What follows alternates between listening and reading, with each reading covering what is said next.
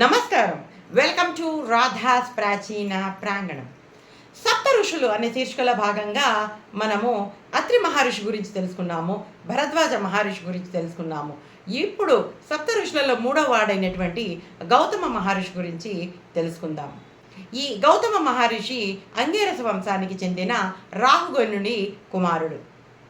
ఇతడు మంత్రద్రష్ట. అంతేకాకుండా 60 సంవత్సరాలు ఏకదాటిగా తపస్సు చేసినటువంటి నిష్ఠాగరిష్ఠుడు. ఋగ్వేదంలో ఈయన సూక్తులు అనేకాలుగా కనిపిస్తూ ఉంటాయి. ఈయన భార్య పేరు అహల్య, కుమారుడు శతానందుడు. ఈ శతానందుడే మిథిలాపుర రాజు అయినటువంటి జనకుడి కొలువులో ప్రధానాచార్యుడిగా ఉండేవాడు.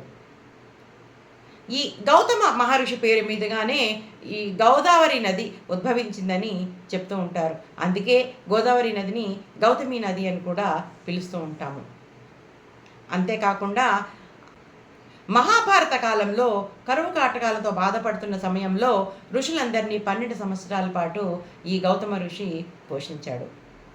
ఇంకా ఈయన గురించి వచ్చే సంచికలో తెలుసుకుందాం. అంతవరకు సెలవు.